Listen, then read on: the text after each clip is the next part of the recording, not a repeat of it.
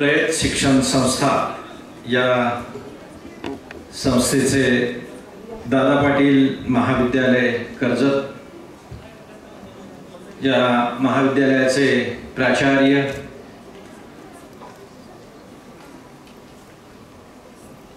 Sanmitra doctor Sanjay Nagarkar sir, त्याचबरोबर वेगवेगळ्या कार्यक्रमाच्या आणि समित्यांच्या माध्यमातून हा उपक्रम किंवा हा कार्यक्रम होतो आहे। Staff academy, academic research committee, त्याचबरोबर NSS फाउंडेशन डे अशा प्रकारची मला असं वाटते की आज त्याचं औचित्य आहे। त्यानिमित्तानं इथे उपस्थित असलेले आता ज्यांनी या सगळ्या गोष्टी आपल्यासमोर मांडल्या, प्रास्ताविक ठेवलं ते डॉक्टर महेश धदाने, त्याचबरोबर ज्या या कार्यक्रमांचं समन्वयन किंवा सूत्रसंचालन करतायत त्या डॉक्टर आशा कदम किंवा प्रतिमा पवार, इथे उपस्थित असलेले महाविद्यालयाचे उपप्राचार्य, त्याचबरोबर वेगवेगळ्या आस्थापनांचे प्रमुख,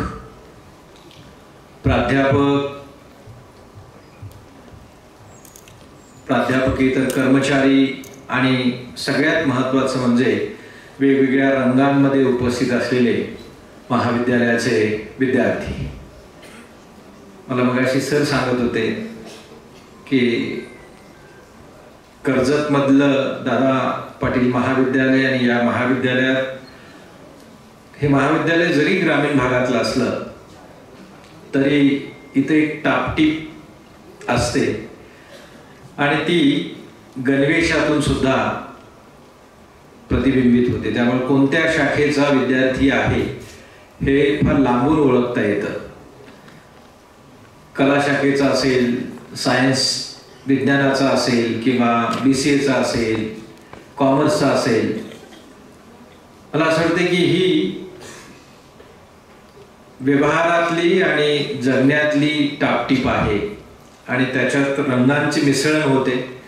त्यामुळे मला असं वाटतं की वेगवेगळ्या रंगांचं प्रतिनिधित्व करताय, सगळे रंग एकमेकांमध्ये मिसळत आहेत आणि ऑडिटोरियममधून बाहेरून लांबून बघताना तुमच्याकडे सुद्धा असा एक वेगळ्या प्रकारच्या, मला असं वाटतंय की अकॅडमिक बगीचा बघितल्यासारखा जो फील येतोय तो फील फार महत्त्वाचा आहे। म्हणून मला असं वाटतंय की एक वेगळं युनिक अशा प्रकारचं फीचर आल्या आल्या जे बघायला मिळतं, म्हणजे प्रत्यक्ष असतंच।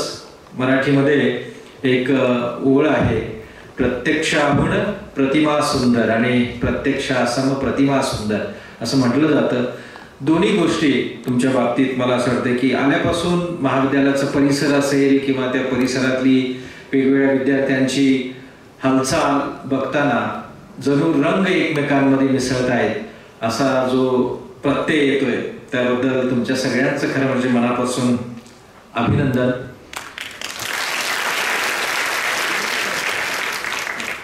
मित्रहो, आज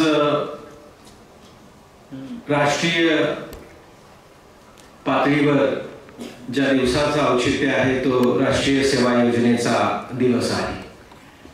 आपल्या सर्वांना माहिती आहे की महात्मा गांधीजींच्या, ज्याला आपण सेनेटरी म्हणतो, शतक, जन्मदिवसाचं शतक, त्याचं औचित्य साधून राष्ट्रीय पातळीवर विद्यार्थ्यांसाठी, मगाशी बधाने सर म्हणाले तसे की थोडंसं त्याला आपण काय म्हणूया, ऐच्छिक पातळीवर विद्यार्थ्यांसाठी काहीतरी एक योजना असावी आणि त्या योजनेतून राष्ट्रीय सेवा योजनेचा जन्म झाला। नॉट मी बट यू, किंवा त्या NSSचं जे बोधचिन्ह आहे ते बोधचिन्ह जर आपण बघितलं तर त्याला 8 आऱ्या आहेत, लाल रंग आहे, त्याच्यामध्ये निळा रंग आहे आणि एकूणच त्या चिन्हाबद्दल किंवा बोधचिन्हाबद्दल तुम्ही बारकाईने बघितलं तर तरुणाईनं कसं असावं किंवा तरुणाई समोरची उद्दिष्ट काय असावी ते त्याच्यातनं सूचित केलेलं आहे। अष्टप्रहर सामाजिक ध्येय किंवा समाजोद्धार किंवा समाजाप्रती आपण काहीतरी असायला पाहिजे आणि त्याची रुजवात किंवा रुजवान ही विद्यार्थी दशेपासून झाली पाहिजे असा मोठा मंत्र आणि ज्याला आपण काय म्हणूया एका अर्थानं प्रात्यक्षिक हे राष्ट्रीय सेवा योजनेमध्ये मिळतं. मी या योजनेचा साधारणतः जवळपास 7 वर्ष हिस्सा होतो, भाग होतो आणि मला राष्ट्रीय सेवा योजनेचा अत्यंत मनापासून अभिमान आहे. भारतात युवकांसाठीची अशा प्रकारची ही योजना आहे आणि जे काही भारतातलं राष्ट्रीय सेवा योजनेचे जे स्वरूप आहे, आज त्याचा जो मान मरातब आहे, जी कीर्ती आहे, ती सगळीच्या सगळी राष्ट्रीय सेवा योजनेच्या स्वयंसेवकांकडून ती मिळालेली आहे. त्यामुळे मला असं वाटतं की आपण सगळ्यांनी राष्ट्रीय सेवा योजनेच्या विद्यार्थ्यांचं सुद्धा कौतुक केलं पाहिजे, त्यांच्या पाठीमागे उभं राहिलं पाहिजे आणि सतत त्यांच्याबरोबर कदाचित नसेन आपण मागं, म्हणजे ज्याला आपण आमच्या मराठीत एक कविता आहे, पाठीवर हात ठेवून फक्त लढ म्हणा, असं म्हटलं तरी भरपूर उमेद मिळते, समाजाचा उद्धार होतो. आणि जी या संस्थेची खासियत आहे, रयत शिक्षण संस्था ज्या तिचं बोधचिन्ह आहे वटवृक्ष आणि हा वटवृक्ष खरं म्हणजे रयतेचा आहे, कर्मवीर भाऊराव पाटलांचा आहे, लक्ष्मीबाई पाटलांचा आहे आणि या परिवारात सहभागी झालेल्या आपल्या सर्वांचा आहे. कर्मवीरांचं जर चरित्र बघितलं आणि त्यांचं एकूण काम बघितलं तर मला असं वाटतंय की या संस्थेला वेगळ्या प्रकारच्या कुठल्याही ओळखीची आयडेंटिटीची गरज नाही आणि ती तुमच्या बघा महाराष्ट्राच्या सुदूर कोपऱ्यात कानाकोपऱ्यात जाऊन महाराष्ट्रातल्या खेड्यापाड्यातल्या मुलांना शिक्षण मिळालं पाहिजे आणि हे शिक्षण आपल्या दारापर्यंत पोहोचवणं. आज आपल्याला बरं वाटतं की ठीक आहे, आपल्या हातात मोबाईल आहे, बाकीच्या सगळ्या प्रकारच्या गोष्टी आहेत, पण तो काळ थोडासा मागे जाऊन जर तुम्ही बघितला, अगदी 19व्या शतकात गेलात तर महात्मा ज्योतिराव फुले भेटतात किंवा सावित्रीबाई भेटते. सावित्रीबाई भेटते त्यावेळी रेव्हरंड टिळक सुद्धा भेटतात, जे सावित्रीबाईंना शिकवतात. वेगवेगळ्या पातळ्यांवर समाज विच्छेदित होता, त्याचं विभाजन झालेलं होतं, जाती धर्म अशा सगळ्या प्रकारच्या याच्यामध्ये आपले कप्पे झालेले होते. अशा काळात स्त्रियांसाठीची शाळा असली पाहिजेत. आज मला असं वाटतं की सभागृहाचं बारकाईने निरीक्षण केलं तर मुलींची संख्या जास्त आहे, मुलं मायनॉरिटीमध्ये आहेत आणि मुली ह्या मेजॉरिटीमध्ये आहेत. त्यामुळे ही जी आत्ताची परिस्थिती दिसते ती सावित्रीबाईंच्या काळात नव्हती आणि ती अक्रॉस ऑल कास्ट ज्याला आपण म्हणू, सगळ्या जाती धर्मांमधल्या स्त्रियांना शिक्षणाचा अधिकार नव्हता आणि हा अधिकार प्राप्त झाल्यानंतर तो एक टप्पा होता. नंतर मग चला शिकायला सुरू झालेले आहेत, पण तळागाळातल्या गोरगरिबांच्या ज्याला आपण बहुजन समाज म्हणतो, या समाजातल्या विद्यार्थ्यांनी शिकलं पाहिजे आणि म्हणून कर्मवीरांसारखा एखादा काय म्हणून ज्याला आपण माणूस पुढे येतो, व्यक्ती पुढे येते आणि त्या व्यक्तीचं संस्थात्मक जे रूप आता आपण बघतो आहोत, त्याच्यामुळं म्हणजे खेड्यापाड्यात जिथं जायला रस्ता नव्हता किंवा अशा प्रकारच्या काय म्हणजे आपण रिमोट एरियामध्ये शैक्षणिक संस्थांचं जाळं उभं करण्यात ज्या संस्थांचा पुढाकार आहे त्यात रयत ही अग्रक्रमानं आहे. आजही रयतचं नाव अभिमानानं घेतलं जातं. काळानुसार संस्थात बदल होतात, संस्था बदलते, संस्थेतली माणसं बदलतात, पण रयतचं जे ब्रीद आहे किंवा रयतचा एकूण सगळा जो आत्मा आहे तो अजून शाबूत आहे आणि म्हणून रयतकडे सुद्धा अभिमानानं बघताना ऊर भरून येतो. आज थोड्याशा संमिश्र भावना आहेत, पण मला जो विषय दिलेला आहे मी त्याच्याकडे येतो. मला हे माहिती आहे, मी तुमच्या सगळ्यांची सुरुवातीला दिलगिरी व्यक्त करतो की 10:30 पावणे 11 वाजताचा कार्यक्रम नियोजित होता, 12 वाजता आपण सुरू करतोय, म्हणजे 1.5-2 तास जवळपास तुम्ही प्रतीक्षा केलेली आहे. पण त्याला आता मी माफी मागूनही काही उपयोग नाही. त्या सगळ्यांचा सगळा जो काही काय म्हणजे आपण ती सगळी शिक्षा तुम्हाला मिळालेली आहे. कधीतरी तुमच्या वतीनं मी ती शिक्षा भोगेल एवढं आश्वासन मात्र जरूर देतो. मित्रांनो, राष्ट्रीय शैक्षणिक धोरण 2020 या धोरणाकडे जाण्यापूर्वी मला एक रुडियार्ड किपलिंग यांची एक ओळ आठवते. रुडयार्ड किपलिंग असं म्हणतो, who knows only England he doesn't know England also. साधा काय अर्थ आहे त्याचा, की ज्याला फक्त इंग्लंड माहिती असतं त्याला इंग्लंड सुद्धा अजिबात माहिती नसतं, अशी ती साधी ओळ आहे. आणि या ओळीतच मला असं वाटते की NEP 2020चं एक उद्दिष्ट लपलेलं आहे. आत्तापर्यंत या वर्षाचे जे नवीन विद्यार्थी आहेत, जे ग्रॅज्युएशनला आलेले आहेत, त्यांच्यासाठी हा NEPचा अभ्यासक्रम आहे. पण तुम्ही जर जुन्या तुमच्या काय ज्याला आपण माजी विद्यार्थ्यांना विचारलं तर त्यांच्यासाठी ही सोय नव्हती. काय होतं साधारणपणे तर कला शाखेचा विद्यार्थी विज्ञानात जाऊ शकत नव्हता, विज्ञानातला विद्यार्थी कला शाखेत येऊ शकत नव्हता, विज्ञानातल्या विद्यार्थ्यांना फक्त विज्ञानात राहायचं, कला शाखेतल्या विद्यार्थ्यांना कला शाखेत राहायचं आणि कॉमर्स मधल्या विद्यार्थ्यांना कॉमर्समध्ये राहायचं. अशा त्या वॉटर टाईट कंपार्टमेंट होत्या, हवाबंद कप्पी ज्याला आपण म्हणतो असं होतं. NEPनं पहिल्यांदा ही जी मूस आहे ती फोडलेली आहे. म्हणजे आपण बघा, साधारणतः शेतकऱ्याच्या बांध असलेल्या जमिनीचं आणि याचं जर निरीक्षण केलं तर पावसाच्या दिवसात ज्यावेळी सगळे वाफे किंवा शेतं पाण्यानं भरतात त्यावेळी शेतकरी अधूनमधून ते बांध फोडून त्यांच्यामध्ये एक समतलता निर्माण करायचा प्रयत्न करत असतो. शिक्षण हे जितकं रिजिड असेल तितकी त्या समाजाची आणि त्या देशाची प्रगती काय ज्याला आपण ओहोटीला लागते. म्हणजे ती काय ज्याला आपण तिला भरती येण्यापेक्षा ती डिक्लाइन व्हायला लागते. आणि महाराष्ट्रानं भारतानं या शिक्षणातल्या जुन्या पद्धतीच्या त्या योजना वाईट होत्या अशातला भाग मिळत नाही. ती योजना किंवा ते धोरण वाईट होतं असं नाही, पण जवळपास कितीतरी वर्ष जावी लागली की आपण इंटरडिसिप्लिनरी असलं पाहिजेत, आपण आंतरविद्याशाखीय असलं पाहिजेत हे समजायला समजून घ्यायला आपल्याला प्रदीर्घ काळ वाट पाहावी लागलेली आहे. आणि हे दुर्दैव आहे.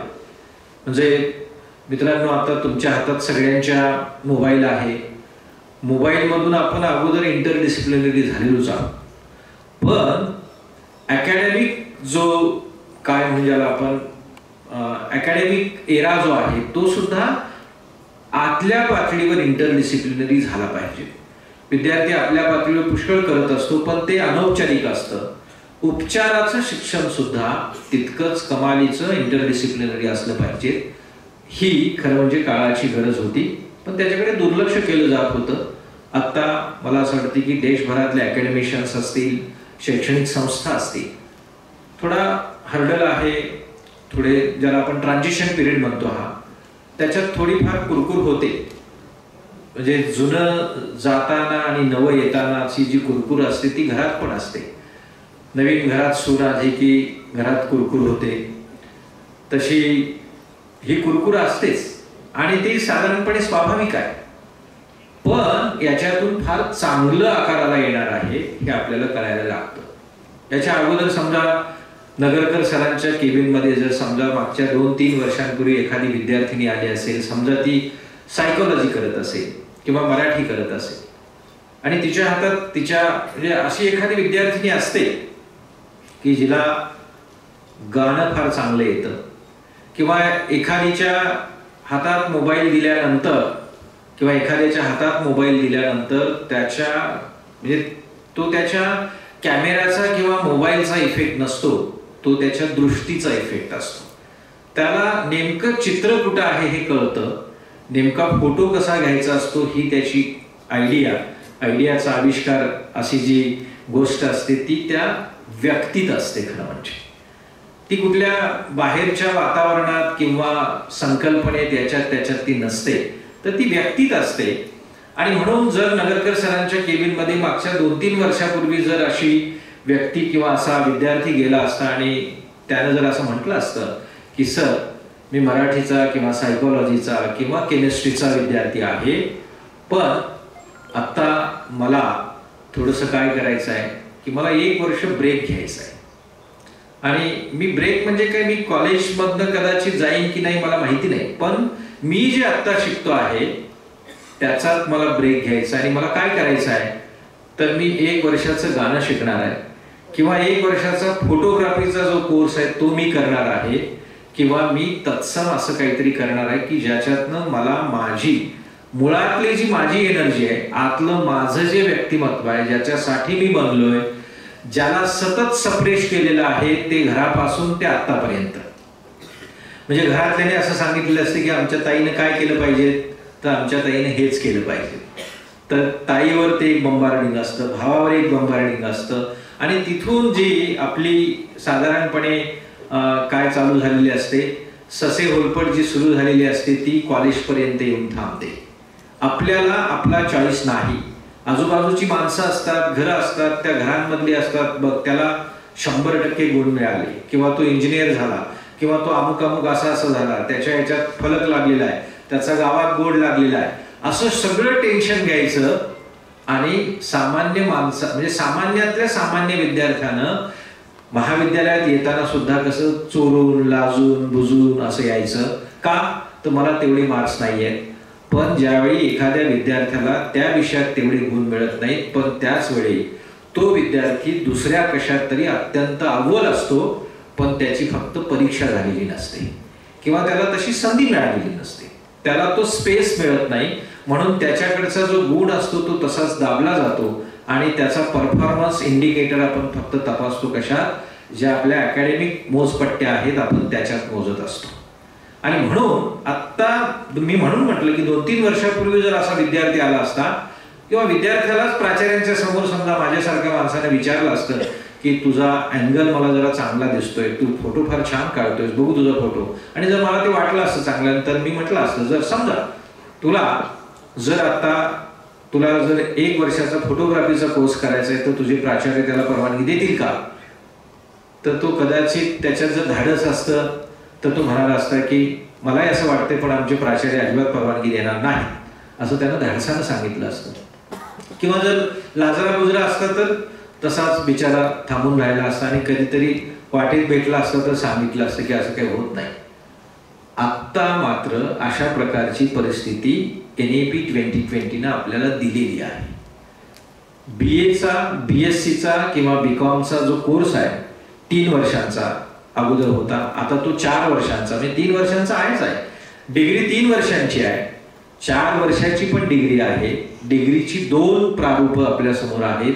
एक म्हणजे ऑनर्स, 4 वर्ष करून तुम्ही ऑनर्स होऊ शकता, किंवा जर त्याच्यात रिसर्चचा फॅक्टर किंवा रिसर्चचे कंपोनंट आणले तर डिग्री विथ रिसर्च पण तुम्हाला घेता येतं.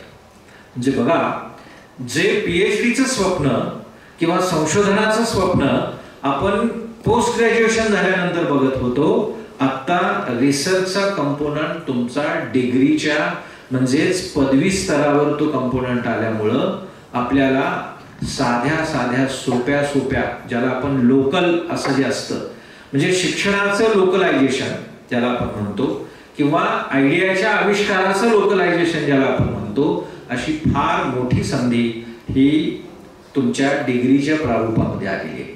म्हणजे मला माझ्याच पातळीवर माझंच शिक्षण घेताना मला आत्तापर्यंत विचार करण्याची मुभा नव्हती, मला आत्तापर्यंत माझं म्हणणं मांडण्याची अजिबात मुभा नव्हती. का तर मला ठराविक असा ठरवून दिलेला अभ्यासक्रम होता.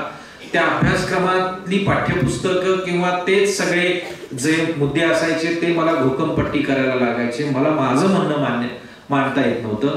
पण आता या रिसर्च कंपोनंटनं आपल्याला अशा प्रकारची संधी उपलब्ध करून दिलेली आहे.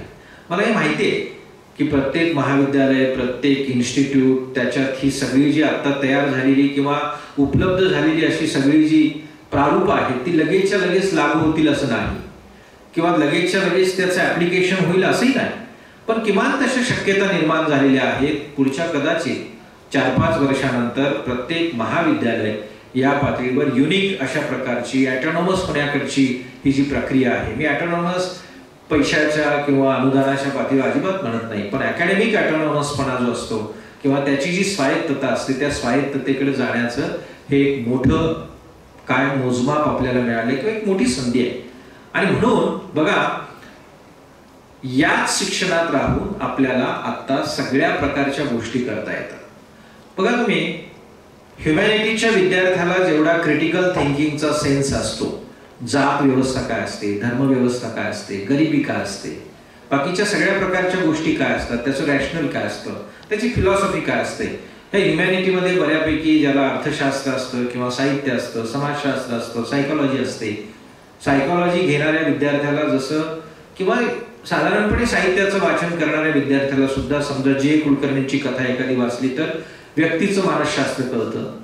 पण अशा प्रकारचं कुठलीच संधी अनलेस अंटिल माझी स्वतःची रुची त्यात असल्याशिवाय मला त्याच्यापर्यंत जाता येत नव्हतं. मी असं म्हणत नाही सायन्सचा किंवा टेक्नॉलॉजीचा किंवा कॉमर्सचा एखादा विद्यार्थी ज्याला मुळात घरात जर तशी प्रकारची संधी असेल तर एखादी कथा, कादंबरी किंवा छोटं काहीतरी फिक्शनचं पुस्तक वाचायची आवड असते, पण ते अट्टहासानं वाचलं पाहिजे असं सगळे विद्यार्थी मात्र करताना दिसत नाहीत. पण मित्रांनो बघा, तुम्हाला आता क्लिप येतात तुमच्या मोबाईलवर बऱ्याचदा बघतात. एक बिहारकडची क्लिप व्हायरल होते हल्ली आणि त्याच्यात असं दाखवलेलं आहे की पूल बांधलेला आहे, दोन्ही बाजूला रस्ते नाही आहेत आणि पूल मध्येच आहे, म्हणजे शेतात पूल आहे.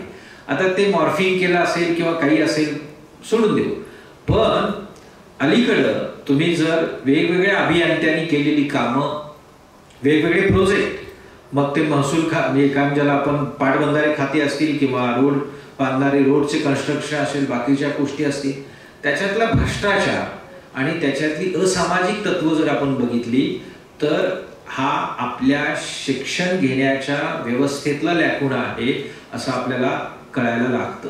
म्हणजे त्याचं क्रिटिकल थिंकिंगच परिपूर्ण नाही किंवा त्याला क्रिटिकल थिंकिंगचा सेन्सच नाहीये. म्हणजे मी जी नोकरी करतो आहे, मला ज्याचा पगार मिळतो आहे किंवा मी ज्याचं उत्तरदायित्व सांभाळतो आहे, माझी एक सोशल रिस्पॉन्सिबिलिटी आहे, माझं एक सामाजिक उत्तरदायित्व आहे आणि ते मी पार पाडलं पाहिजे असं अभियंत्याला वाटलं पाहिजे, असं डॉक्टरला वाटलं पाहिजे. पण ते दुर्दैवानं आपल्या शिक्षण व्यवस्थेमध्ये नाही, ते नव्हतं. आत्ता त्याची सुरुवात होण्याच्या शक्यता सगळ्या निर्माण झालेल्या आहेत. म्हणजे एखादा डॉक्टर आत्ता त्याच्याच अभ्यासक्रमामध्ये एक कोर्स, तो जर त्याचं अंग नाटकाचं असेल तर तो अभिनय शिकू शकतो, जर त्याला गाण्याची आवड असेल तर गाणं शिकू शकतो, जर त्याला डॉक्टरकीच करताना समजा कॉमर्स मधलं जे पैशाचं व्यवहाराचं ज्ञान असेल तर ते त्याला घेता येतं. अशा प्रकारची सोय तुम्हाला, ज्याला तुमच्या स्ट्रक्चरमध्ये ज्याला नाव आहे ओई किंवा जीई, ओपन इलेक्टिव्ह किंवा जेनरिक इलेक्टिव्ह असं ज्याला आपण म्हणतो, तो विषय घेण्याची शक्यता निर्माण झालेली आहे. ओई किंवा जीई कोण घेतो? माझी विद्याशाखा सोडून जी दुसऱ्या विद्याशाखा महाविद्यालयाच्या पातळीवर उपस्थित आहेत, म्हणजे ह्युमॅनिटी सोडून ह्युमॅनिटीच्या माणसानं कंपल्सरी आता काय करायचं आहे, सायन्स मधला किंवा कॉमर्स मधला एक विषय घ्यायचा आहे. पण आपल्याकडे काय आहे की अभ्यास मंडळ सुद्धा थोडी आता त्यांची पण हीच कुरकुर आहे की आता कशाला, म्हणजे शिक्षकांकडूनचा डेटा असतात किंवा अभ्यास मंडळांमध्ये निवडून घेणारे जे 3 मेंबर असतात ते विभाग प्रमुखांकडून आलेले असतात. मग विभाग प्रमुख फीडबॅक देतात त्यांना काय की जास्त शिकवण्याची गरज पडेल असं काही त्याच्यात टाकू नका, जुनं आपलं बरं असतं, म्हणजे जुनीच हे पण नव्या याच्यामध्ये जर टाकून दिली तर बरं होईल असा जुन्या शिक्षकांचा होरा असतो. पण एकदा कधीतरी अभ्यास मंडळाने सुद्धा आता खडखडून जागा होण्याची वेळ आलेली आहे आणि कदाचित ते होण्याशिवाय आता पर्याय नाही. आणि म्हणून नवे विषय डिझाईन करणं, नव्या संधी डिझाईन करण्याची एक संधी आपल्याला या स्ट्रक्चर मधून किंवा NEP 2020 मधून उपलब्ध झालेली आहे. आणि म्हणून आता मला माहित नाही तुम्ही कोणकोणते विषय घेताय. विज्ञानाचे विद्यार्थी असतील तर त्यांना ह्युमॅनिटी आणि कॉमर्स मधून विषय, आणि कॉमर्स असेल तर ह्युमॅनिटी आणि सायन्स, आणि सायन्स असेल तर ह्युमॅनिटी आणि कॉमर्स मधून त्यांनी तो विषय घ्यायचा आहे. पण हा विषय घेताना सुद्धा ही विद्यापीठांची पण जबाबदारी आहे की त्याच्यात अधिकाधिक इनोव्हेशन कसं राहील याची काळजी विद्यापीठ सुद्धा घेईल. पण मित्रांनो बघा, आपल्याला आता आपण थोडेसे काय झालोय, एका वेगळ्याच प्रकारच्या ट्रान्झिशन मध्ये पण आहोत. मी मगाशी रुडियार्ड किपलिंगचं विधान जसं मी तुम्हाला सांगितलं तसं आता एक वेगळीच परिस्थिती आपल्याकडे आहे. आपण आहोत, शिकतोय, महाविद्यालयात येतोय, बाकीच्या सगळ्या प्रकारच्या गोष्टी आहेत, पण आपल्या हातात एक दुसरी युनिव्हर्सिटी आहे, ती आहे व्हॉट्सअप युनिव्हर्सिटी. आणि व्हॉट्सअपचं ज्ञान हे अंतिम ज्ञान आहे. व्हॉट्सअपवरचा कुणी दादा, मामा, काका कुणी, आपल्या सगळ्यांना एक हिरो किंवा हिरोईन पण आले हे मला माहिती आहे. म्हणजे जे तुमचं कुणीच ऐकत नव्हतं ते सगळे आता ऐकायला लागलेले आहेत त्या रील्स मधून. ते रील्सचं जे रिअलपेक्षा रीलवर आता आपण बऱ्यापैकी विसंबून आहोत. मला हेही माहिती आहे की तुमच्यातल्या कलागुणांना अधिकाधिक वाव त्या व्हॉट्सअप युनिव्हर्सिटीमध्ये किंवा त्या रीलच्या युनिव्हर्सिटीमध्ये आलेलं आहे, हेही मला माहिती आहे. पण तिथं तुम्ही विसंबून असता ते कदाचित विसंबून असण्याची शक्यता आहे. फेक नॉलेज ज्याला आपण म्हणतो, म्हणजे नॉलेज हे म्हणजे बऱ्याचदा बघा ज्ञानाचं कन्स्ट्रक्शन होत असतं, पण ज्ञान जर विदाऊट रिसर्च कन्स्ट्रक्ट केलं असेल, विदाऊट ऑब्झर्वेशन जर कन्स्ट्रक्ट केलं असेल तर त्या ज्ञानाला मोल नसतं. आणि म्हणून ज्ञानाची जी निर्मिती होते त्याच्या पाठीमागं रिसर्च असतो, त्याच्या पाठीमागं आविष्कार असतो, त्याच्या पाठीमागं हे सगळे आयडियाचे आविष्कार असतात. हे आपण लक्षात ठेवलं पाहिजे. आत्ता जर तुम्ही रील वगैरे बघायला लागला तर कशाची रील होते, काहीही होतं. म्हणजे अगदी साध्यातल्या साध्या रीलला सुद्धा लाखो अशा प्रकारच्या लाईक्स असतात आणि त्याचं एक गणित आहे, त्याचं सुद्धा एक काय गेलं आपण त्याचं मॅथमॅटिक्स आहे किंवा त्याचं एक वेगळ्या प्रकारचं कोडिफिकेशन आहे. तुम्ही चांगलं बोलत असाल तर तुम्हाला कदाचित फारसा स्पेस मिळणार नाही किंवा लाईक्स मिळणार नाही. पण तुम्ही जर थोडंसं सेन्सिटिव्ह बोलत असाल किंवा तुम्ही थोडंसं हलकं फुलकं बोलत असाल, मनोरंजनाच्या बोलत असाल किंवा तुम्ही स्वतःच हसू करत असाल तर त्याला मात्र अधिक लाईक्स मिळत असतात. तर ही काय आहे तर ती त्या एआयच्या याच्यामध्ये ती तयार केलेली एक तयार अशा प्रकारची अशी गोष्ट आहे की ज्याच्यातनं त्यांना त्यांचा प्लॅटफॉर्म मोठा करायचा आहे, त्यांचा रीच वाढवायचा आहे, त्याच्यातनं त्यांचे जे इकॉनॉमिकल सोर्सेस आहेत ते त्यांना तयार करायचे आहेत किंवा तो त्यांचा आहे म्हणजे काय नफा तयार म्हणजे नफा मिळवणं, ज्याला प्रॉफिट मेकिंग इंडस्ट्री अशी ती आहे. पण आपल्याला हे बऱ्याचदा माहिती नसतं.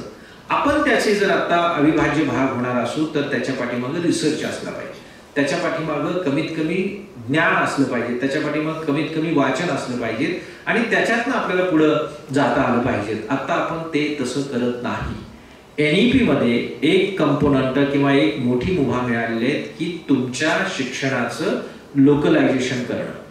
आता अद्याप विद्यापीठाने याचा विचार केला नाही, पण विद्यापीठाने याचा विचार पुढच्या काळात करावा लागेल की सगळेच्या सगळे विषय महाविद्यालयांवर थोपण्यापेक्षा किमान एक विषय सगळ्या महाविद्यालयांना त्यांच्या पातळीवर तयार करण्याची मुभा खरं म्हणजे विद्यापीठाने आणि उच्च शिक्षणाच्या UGCच्या किंवा अशा प्रकारच्या अपेक्स बॉडीनी पण दिली पाहिजे, जेणेकरून त्यांना त्या विषयाच्या अंतर्गत काय होईल त्या ज्या भूभागात किंवा ज्या म्हणजे ज्याला आपण पर्यावरणात किंवा ज्या भौगोलिक परिवेशामध्ये ते महाविद्यालय ते गाव आहे त्याचा सगळा भौगोलिक आर्थिक अशा प्रकारचा पट त्याची माहिती अशा प्रकारच्या इंटरडिसिप्लिनरी एखाद्या विषयामध्ये ती यायला पाहिजे.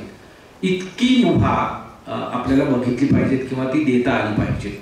मित्र हो, तुमच्या सगळ्यांच्याकडं काही ना काही कलागुण असतात. फक्त मला माझ्या BAच्या BComच्या किंवा याच्या ही जी एक साधारणपणे काय म्हणूया आपण अकॅडमिक शिस्तीतली जी गोष्ट असते त्याच्यात मला ती पूर्ण करण्याची कधी संधी मिळत नाही. पण विद्यापीठ NEP जसं आहे तसंच त्याच्या अगोदरपासून आविष्कार सारखी अत्यंत महत्त्वाची अशी काय ज्याला आपण योजना किंवा स्पर्धा तुमच्यापर्यंत पोहोचवलेली आहे. आपल्याकडे काही राज्यपाल खूप मोठे होऊन गेले, विजनरी होते. जसं कृष्णा यांचं नाव त्यांनी घेतलं तसं PC अलेक्झांडर किंवा कृष्णा यांनी महाविद्यालयीन विद्यार्थ्यांसाठी किंवा उच्च शिक्षण घेणाऱ्या विद्यार्थ्यांसाठी काही महत्त्वाच्या अशा प्रकारच्या योजना त्याच्यातला आविष्कार आहे. आविष्कारमधून जसं मगाशी सर म्हणाले एकाला राष्ट्रीय आंतरराष्ट्रीय पातळीवर त्याच्या प्रॉडक्ट म्हणजे त्याला काय ज्याला आपण स्वतःची एंटरप्रेनरशिप किंवा स्वतःचं उद्योग स्थापन करण्याची किंवा त्याला आपण सीड मनी किंवा पायाभूत अशा प्रकारचं काहीतरी त्याला मिळण्याची संधी उपलब्ध झाली. आणि दुसऱ्याचं पेटेंट म्हणजे फक्त शास्त्र किंवा पेटेंट म्हणजे फक्त टेक्नॉलॉजी, पेटेंट म्हणजे फक्त कॉमर्स अशा प्रकारची जी भावना होती. आता जर तुम्ही मानक परिषद किंवा ह्या सगळ्या जर आपण बघितल्या तर साध्यातल्या साध्या गोष्टींना सुद्धा पेटेंट मिळण्याचा जो काय ज्याला आपण त्याला जी गती आहे ती गती मिळायला लागली. म्हणजे अडाणी म्हणजे ज्याला आपण ज्याचं साक्षरता नाही आहे, जो त्या अर्थानं निरक्षर आहे, कुठल्याही प्रकारची इयत्ता पास केलेली नाही, त्याच्याकडची आयडिया ती सुद्धा पेटेंटला काय जाऊ शकते, पेटंटच्या पुढे जाऊ शकते किंवा तिला पेटंट मिळू शकतं.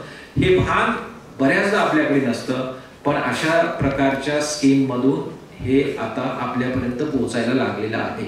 आणि म्हणून मित्रांनो, मला असं वाटतं की या NEP मध्ये OJT आहे, बाहेर जाऊन काहीतरी शिकण्याची संधी उपलब्ध होते. माझी या सभागृहातल्या सगळ्या विद्यार्थ्यांना अशी एक विनंती आहे की तुम्ही वर्गातलं शिकाच, पण या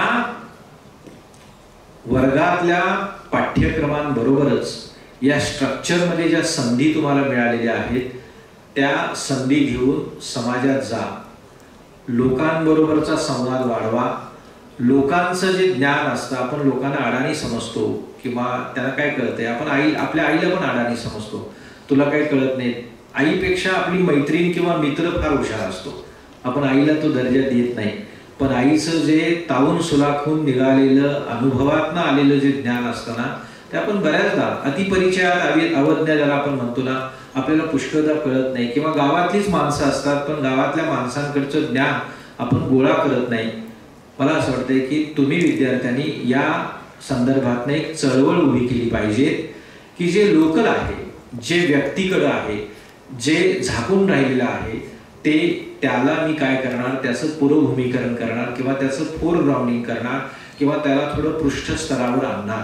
आणि म्हणून लोकांशी संवाद करा. संवाद तुटलेला आहे, आपला संवाद झालेला आहे मोबाईल. तुम्ही सहज यूट्यूबवर किंवा गुगलवर सर्च करा आणि चंद्रमोहन कुलकर्णी असे एक नाव टाईप करा. चंद्रमोहन कुलकर्णी त्याची चित्र आहे आणि ती चित्रांची त्यांची एक मालिका आहे. ती तुम्ही आता लगेच बाहेर गेल्यानंतर जर तुम्ही ते सर्फिंग केलं, चंद्रमोहन कुलकर्णींची एक मालिका आहे. त्या मालिकेत तुम्हाला एरियल व्ह्यू असलेला एक फ्लॅट दाखवलेला आहे आणि त्या फ्लॅटमध्ये काय आहे तर 3 बेडरूम आहेत. 3 बेडरूम मध्ये काय झालेलं आहे, एका बेडरूम मध्ये वडील झोपलेले आहेत, त्याच्याकडे मोबाईल आहे आणि मोबाईल आहे हे कसं कळतं तर चेहऱ्यावर प्रकाश आहे. दुसरी बेडरूम आहे, तिथं कोणीतरी स्त्री झोपलेली आहे आणि तिसऱ्या बेडरूम मध्ये मुलगा मुलगी वगैरे असे प्रत्येकाचा एक कप्पा आहे. आपण आहोत घरात, पण आपल्या सगळ्यांचे कप्पे झालेले आहेत आणि हे कप्पे करण्याचं काम तुमच्या हातात तो जो काही किती बाय किती इंचाचा जो मोबाईल आहे, त्या मोबाईलने ही सगळी करामत केलेली आहे. आपण आता कशाबद्दल बोलतो, गांजा पितो ते व्यसन सुटलं पाहिजे किंवा दारुड्या आहे ते व्यसन सुटलं पाहिजे किंवा आणखी काहीतरी असेल तर ते व्यसन सुटलं पाहिजे. पण मोबाईलचं व्यसन जे लागलेलं आहे ते चांगलं आहे, वाईट आहे, दोन्ही आहे. कारण हे ॲडिक्शनच आहे. या ॲडिक्शनमध्ये बघता बघा, तुम्ही एखादी रील बघायचा प्रयत्न करा, 5 मिनिटांसाठी घेतलेला ब्रेक तो कधी अर्धा तास होतो, पाऊण तास होतो, कळत नाही. आणि हे काय आहे, हे एका अर्थानं तुमचं म्हणजे जसं एखाद्याला साखरेचे पदार्थ का आवडतात आपल्याला, तर ते त्याच्यातलं जे सॅक्रिन असतं किंवा त्याचं जे हे असतं ते तुम्हाला सतत आतल्या बाजूला ते कार्विंग सतत काहीतरी आतून होतं आणि म्हणून ते सतत खावंसं वाटतं. म्हणजे त्याच्यात काही फार मोठी करामत असते अशातला भाग नाही, तर तो शरीरातल्या केमिकल रिॲक्शनचा तो हे असतो आणि मग आपल्याला त्याची लत लागते. हे जसं आहे तसंच मोबाईलचं आणि मोबाईल मधल्या सगळ्या प्रकारच्या गोष्टींचं असतं. मित्रांनो, मला एवढंच सांगायचं आहे की मोबाईल तुम्हाला टाळायचा नाही, पण मोबाईलचं विधायक उपयोजन, अकॅडमिक उपयोजन आपल्याला करता आलं पाहिजे आणि ते करण्यासाठी तुम्हाला जागृत राहायचं आहे.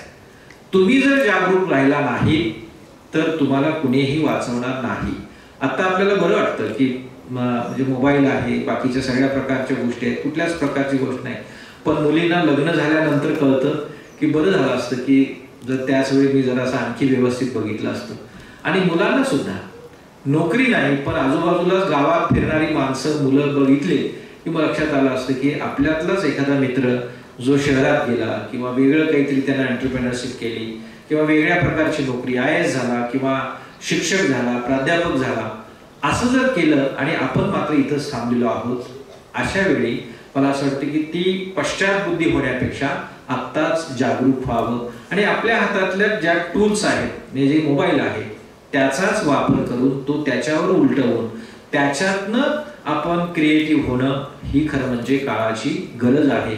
आणि विद्यार्थी मित्रांनो, तुम्हाला ती हळूहळू येईल, सांगून कळत नाही बऱ्याचदा, एकदा दोनदा पडलं, जरा ठेच लागली की ती लवकर कळते. तशा पातळीवर मला वाटतं ही आत्ताची जी पिढी आहे, तुमची जी पिढी आहे, ती हळूहळू जागी व्हायला लागलेली आहे. मी असं म्हणत नाही की तुम्ही बिलकुल म्हणजे तुम्ही वाया गेलेली पिढी असं मी अजिबात म्हणणार नाही. ती दशा होती 5-10 वर्षांपूर्वी, तशा प्रकारची अवस्था होती. पण तुमच्याकडे ते पोटेन्शियल आहे, हळूहळू त्याच्यातलं भान यायला लागलेलं आहे. पण त्याच्यातनं आविष्कार आणि संशोधनाच्या पातळीवर तुम्ही जा. आपल्या आजूबाजूला सॉइल टेस्टिंग असतं किंवा एखादा सुतार असतो, तो चांगलं काम करत असतो, सुताराकडच्या काही गोष्टी असतात आणि तो जसं चांगलं काम करत असतो तसंच आपल्यातल्या एखाद्या विद्यार्थ्याला एखादं चांगलं काम करण्याची किंवा त्याच्याकडे तशी हातोटी असते, त्याच्याकडे तसं स्किल असतं. आपल्याला ते खरं म्हणजे बघितलं पाहिजे, आयडेंटिफाय केलं पाहिजे, ते सगळ्यांच्या समोर आलं पाहिजे. आणि म्हणून जसं प्रोत्साहन पहिला नंबर आल्याला मिळतं, तसंच प्रोत्साहन महाविद्यालयामध्ये एखादी आगळी वेगळी काहीतरी रचनात्मक कृती करणाऱ्या विद्यार्थ्याला सुद्धा मिळालं पाहिजे. त्याला जर त्याच्या पाठीवर थोडीशी शाबासकी मिळाली, त्याच्यावर थोडासा वरद जास्त आला, तर मला असं वाटतं की अशा विद्यार्थ्यांची संख्या आपोआपच महाविद्यालयांमध्ये वाढेल. आणि या पातळीवर विद्यार्थी मित्र, तुमच्याकडे शिक्षकांचं किंवा प्राचार्यांचं, कारण तुम्ही भरपूर संख्येने मोठे असता, पण तुम्ही आयडेंटिफायर असलं पाहिजे.